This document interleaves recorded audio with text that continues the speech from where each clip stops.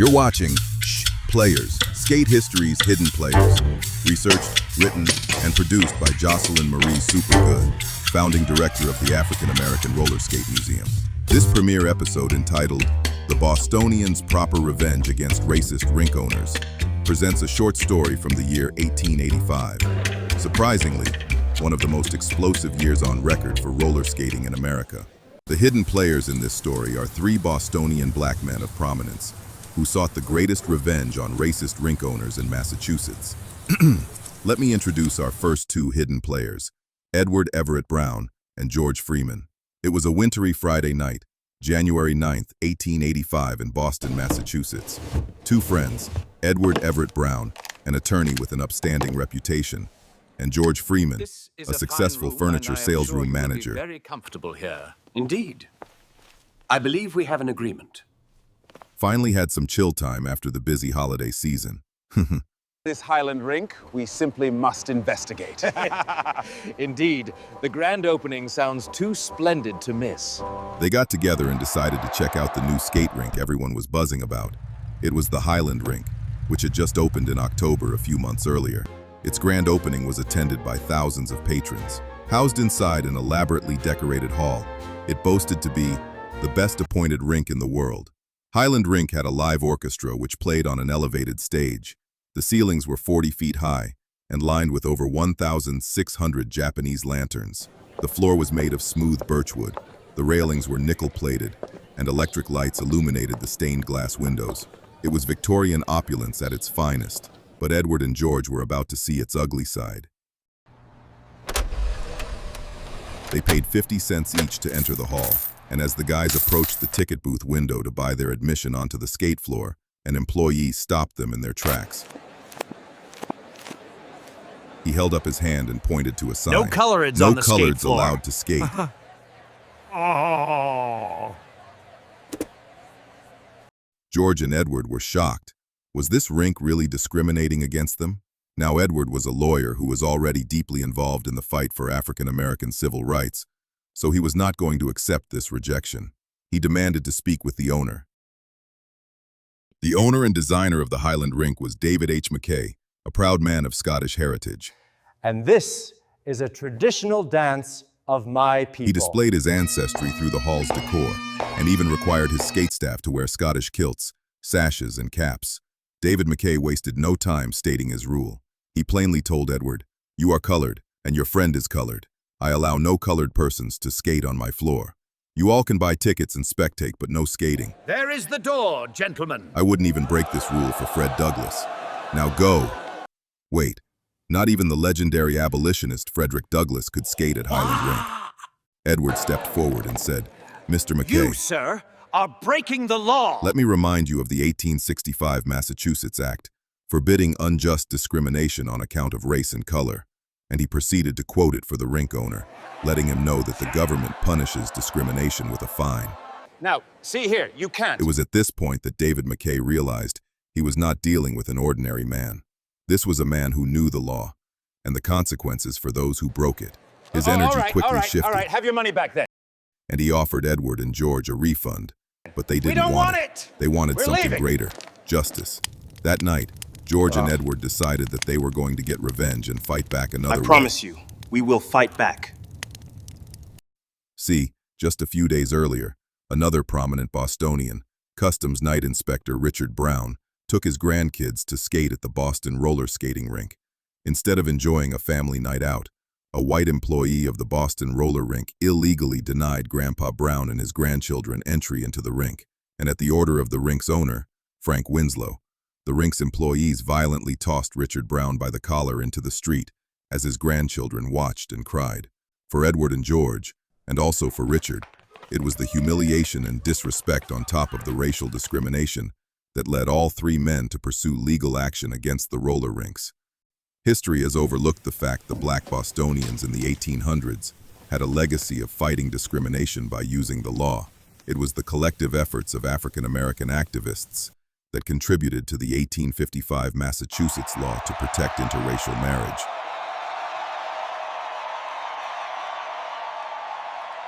In 1855, black civic engagement in Massachusetts led to the law prohibiting segregation in public schools.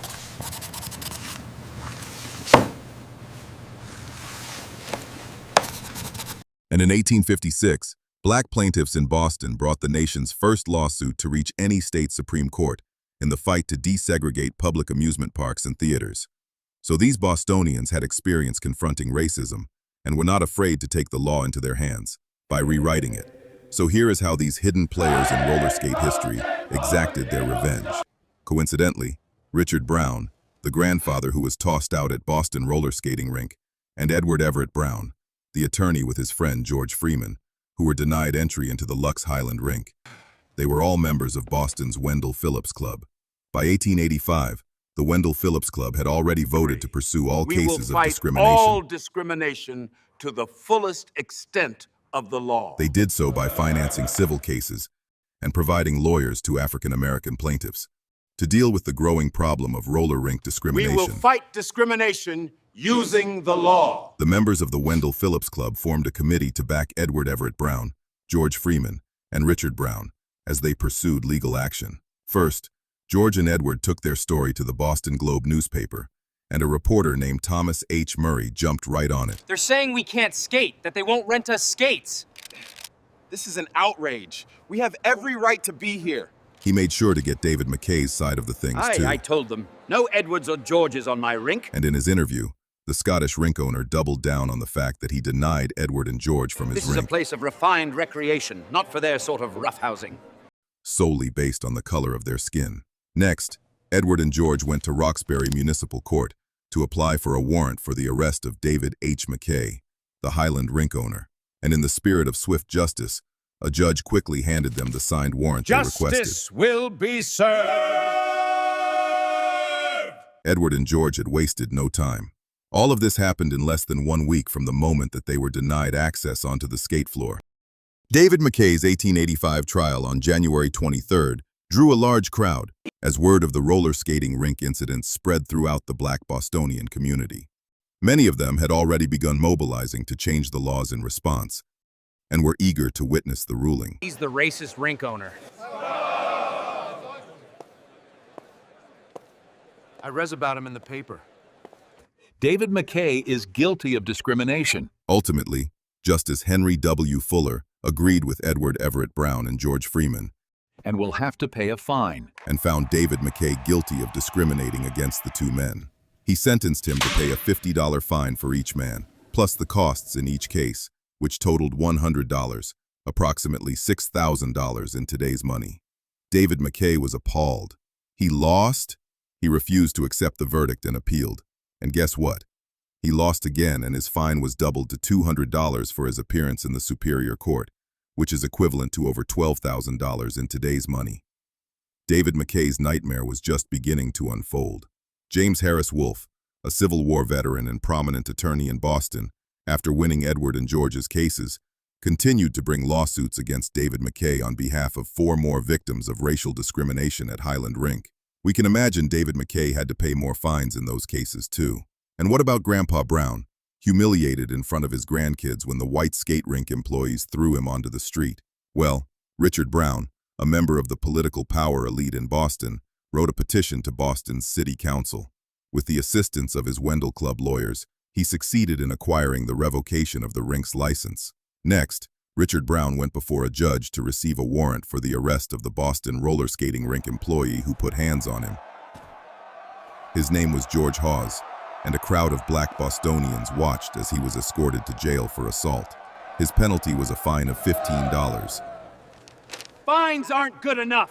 about $475 in today's money. All in all, African-American Bostonians were not impressed by the surface victories in these cases. We must change the laws.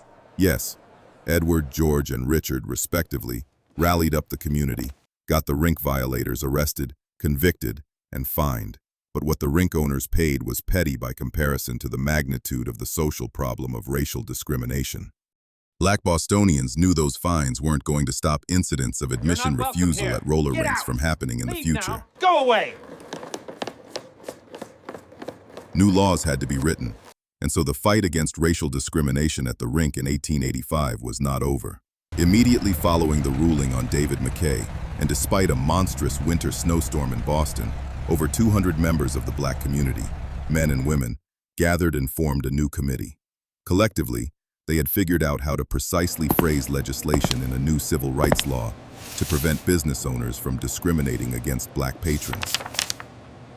I believe we have found the connection. Indeed, the evidence is compelling. Our theories align perfectly. They made sure the law was explicit, definitive, not subject to interpretation, and embedded for future generations.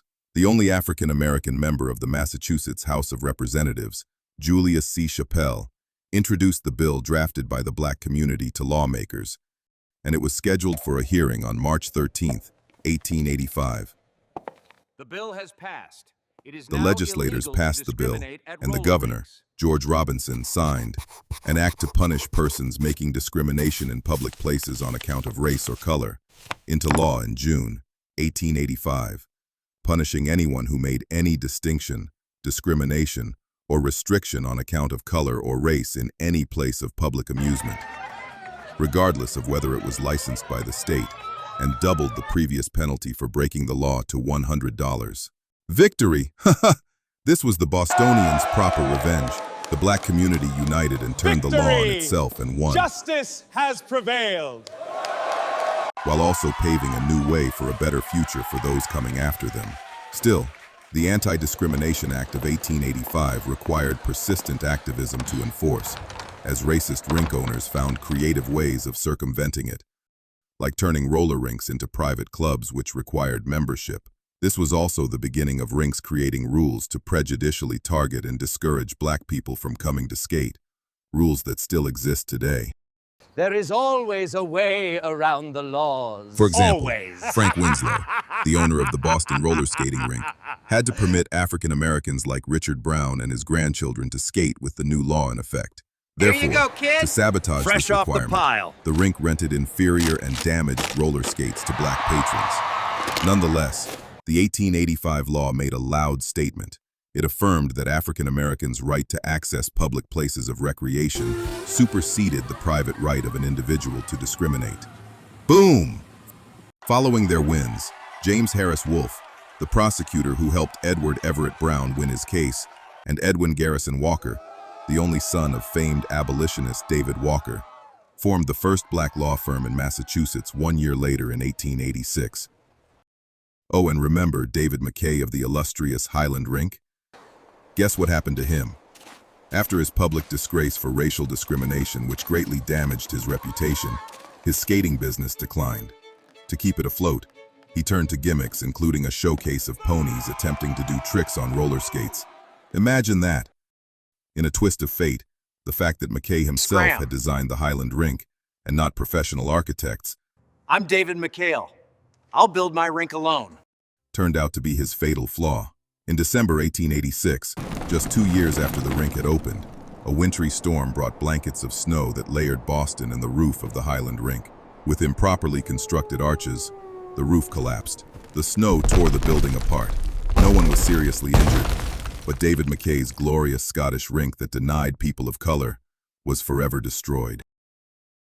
Let's reflect. Let's reflect how this skating victory was achieved. In winning the right to skate at roller rinks, Black Bostonians gave a deeper blueprint for winning against racism that is relevant even today. Their efforts showed the power of using the courts and the law to enforce the protection of equal rights. The actions of individual citizens coming together demonstrated the power in mobilizing public protests. Their ability to consult with lawyers and draft bills that were adopted into law all the way back in the 1800s highlights how crucial it is for us to participate in the politics of our own times today. We should continue to study political science, increase our civic engagement, We should take a picture. Yeah, good idea. and Smile. groom our own candidates for election into state legislature and city council. Let's take the lessons learned from our skate history's hidden players and bring them to the light, because today, the right to roller skate in public spaces is still a fight. You heard? Now, this concludes episode 1 of Skate History's Hidden Players. Be sure to subscribe, like, follow, and share to experience the next episodes, because skate history is Black history. is American history. And it is important that we remain knowledgeable about our past to understand our present and envision our futures. See you next time, friends. Signing off, Professor Mills.